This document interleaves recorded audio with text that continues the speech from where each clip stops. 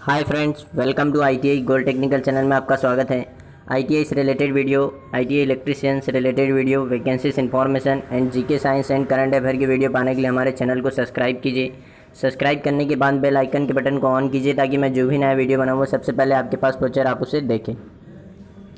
यदि आपको सेशन अच्छा लगता है, सेशन से कुछ जानकारी मिलती है तो इसे लाइक ज़रूर कीजिएगा और दोस्तों में शेयर कीजिए। चलिए सेशन की ओर चलते हैं। हमने कल 10 क्वेश्चन पढ़ लिए थे और आज हम पढ़ेंगे 11वें क्वेश्चन से। 10वां क्वेश्चन था कल का, असमान चार्ज एक दूसरे को क्या करते हैं। तो इस क्वेश्चन का राइट आंसर था ऑप्शन नंबर ए, आकर्षित करते हैं। नेक्स्ट है, गतिशील विद्युत को एक स्थान से दूसरे स्थान तक पहुंचाने के लिए किसका प्रयोग किया जाता है। तो गतिशील विद्युत को एक स्थान से दूसरे स्थान पर तक पहुंचाने के लिए option number A cable, option number B तार, option number C bus bar, option number D उपरोक्त सभी। तो इस क्वेश्चन का राइट आंसर हो जाएगा ऑप्शन नंबर डी, उपरोक्त सभी। यानी कि हम विद्युत का उत्पादन करते हैं और उसका उत्पादन करने के बाद में उसे ट्रांसफार्मर से स्टेप अप कराकर सब स्टेशन और सब स्टेशन से वितरण ट्रांसफार्मर और वितरण ट्रांसफार्मर के द्वारा लोगों के घरों तक, उपभोक्ता तक हम बिजली पहुंचाते हैं। तो यह सभी हम केबल, तार और बस बार के द्वारा पहुंचाते हैं।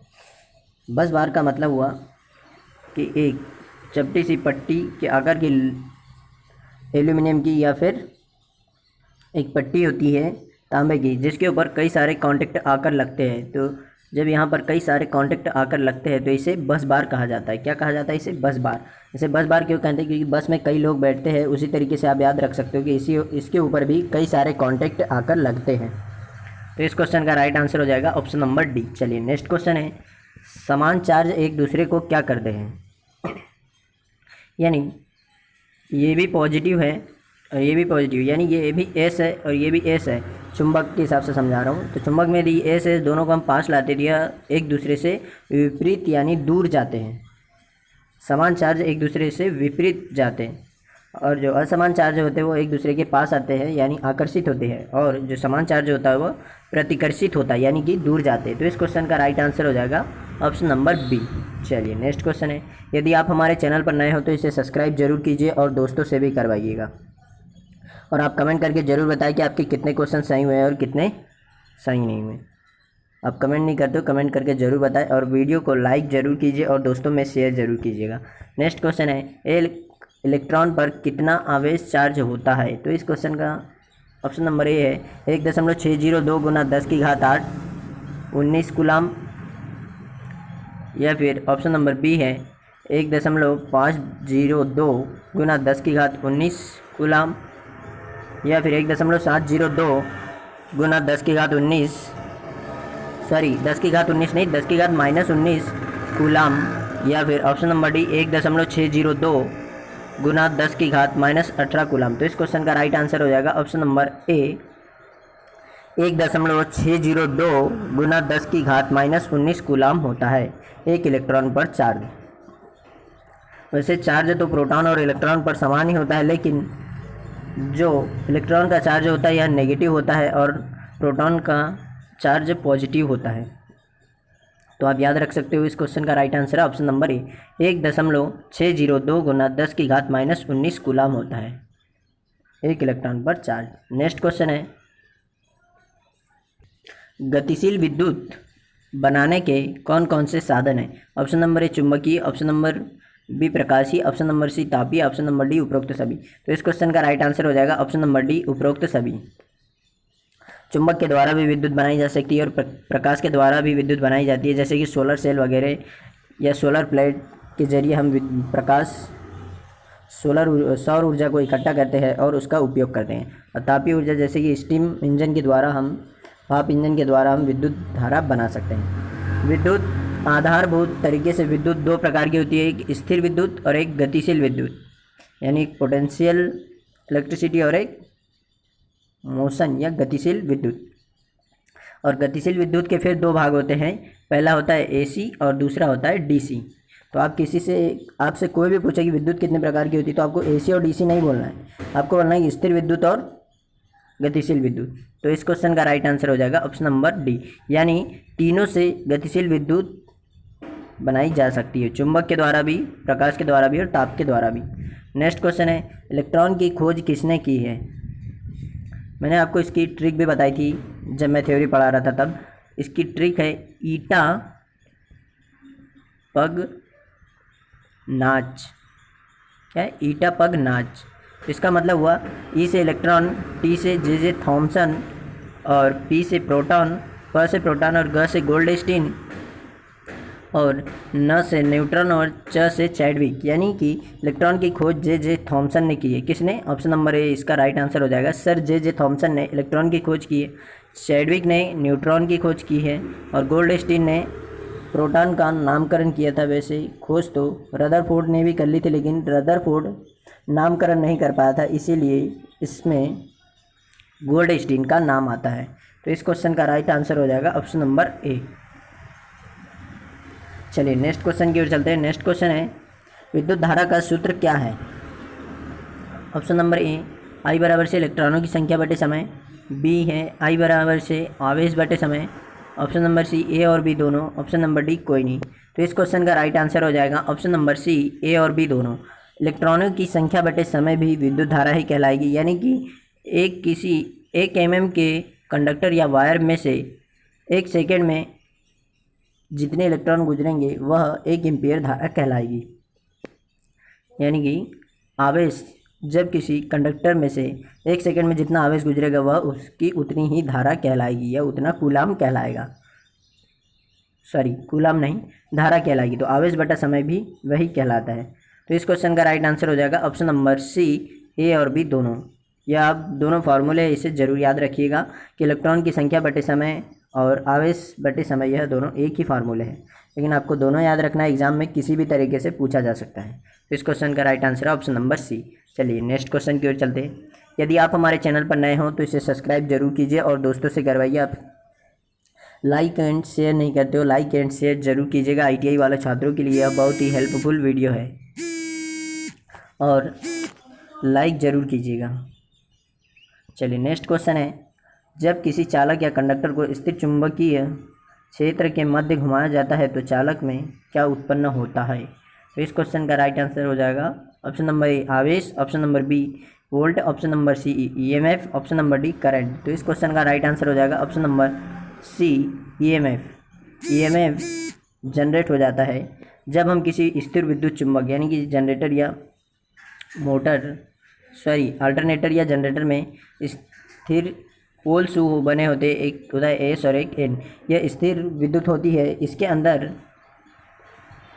एक रोटर लगा दिया जाता है और रोटर को इधर बाहर से घुमाने पर या हमें इसको राउंड घुमाने से इसमें EMF जनरेट हो जाता है और इसके द्वारा हम विद्युत का उपयोग करते हैं। क्या जनरेट होता है? EMF यानी इलेक्ट्रोमोटिव फोर्स। वोल्ट हमेशा EMF से कम होता है। वोल्ट हमेशा EMF से कम होता है और EMF वोल्ट से हमेशा ज़्यादा होता है।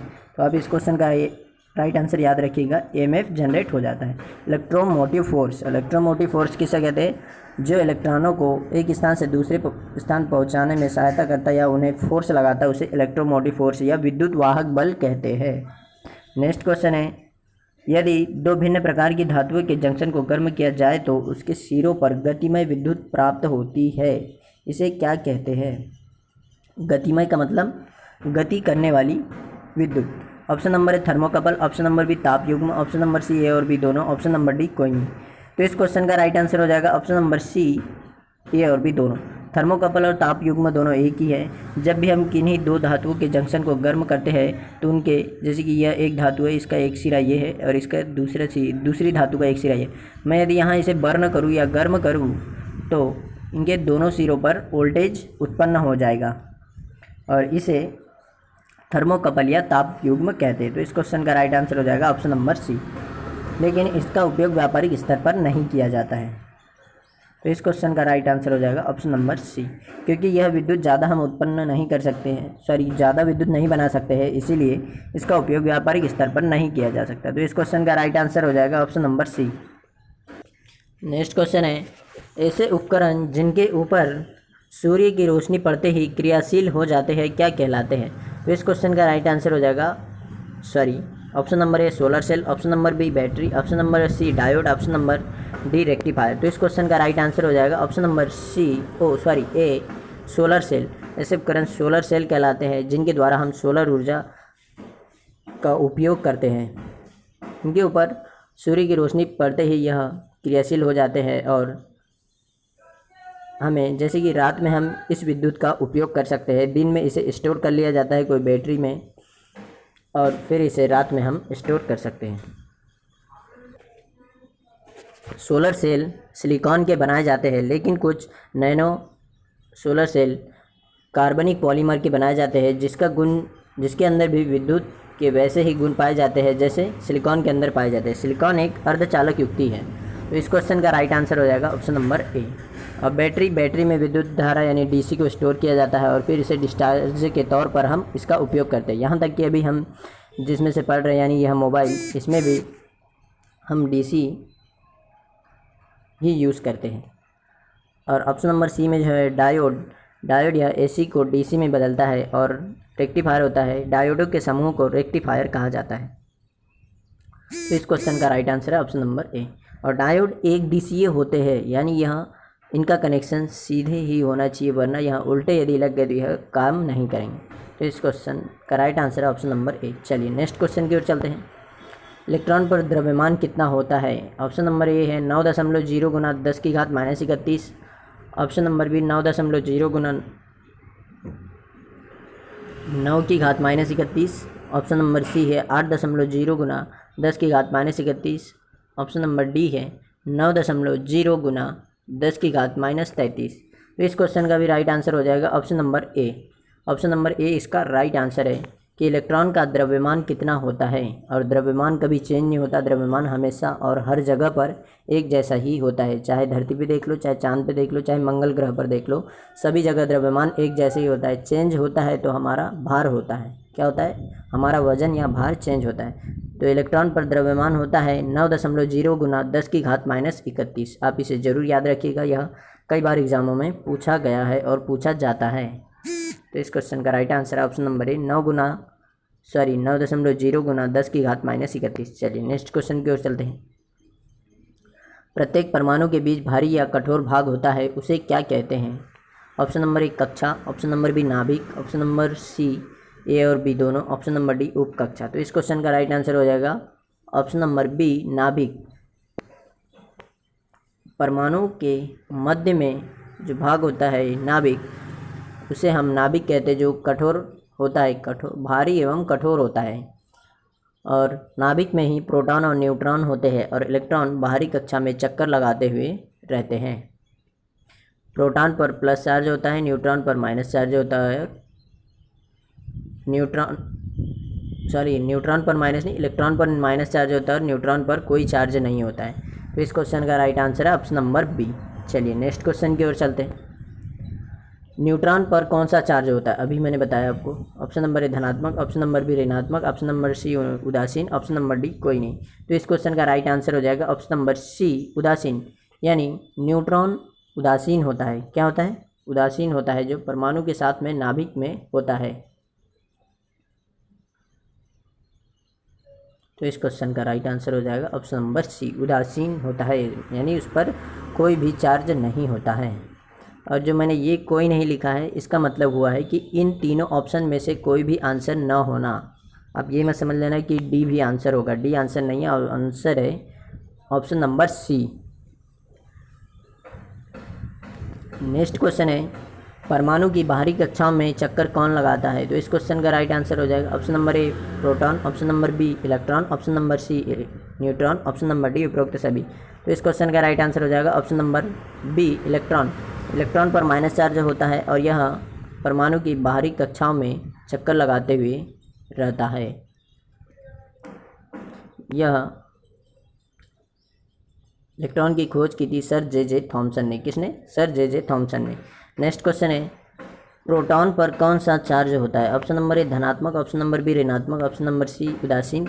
तो इस क्वेश्चन का राइट आंसर हो जाएगा ऑप्शन नंबर ए धनात्मक। प्रोटॉन पर धनात्मक चार्ज या आवेश होता है। क्या होता है? धनात्मक आवेश होता है। तो इस क्वेश्चन का राइट आंसर है ऑप्शन नंबर ए। और प्रोटॉन परमाणु के नाभिक में स्थित होता है, स्थिर होता है, ना कि घूमता हुआ। स्थिर होता है, क्या होता है? स्थिर होता है। चलिए नेक्स्ट क्वेश्चन है, इलेक्ट्रॉन पर कौन सा चार्ज होता है? तो इलेक्ट्रॉन पर धनात्मक चार्ज, ऋणात्मक चार्ज, उदासीन, कोई नहीं। तो इलेक्ट्रॉन पर ऋणात्मक चार्ज होता है, यह परमाणु की बाहरी कक्षाओं में चक्कर लगाते हुए रहता है इस तरीके से। तो इस क्वेश्चन का राइट आंसर है ऑप्शन नंबर बी, ऋणात्मक। यदि आप हमारे चैनल पर नए हो तो इसे सब्सक्राइब जरूर कीजिएगा और दोस्तों से भी करवाइए। और यदि सब्सक्राइब कर लिया है तो बेल आइकन के बटन को ऑन कीजिए ताकि मैं जो भी नया वीडियो बनाऊँ वो सबसे पहले आपके पास पहुँचे और आप उसे देखें।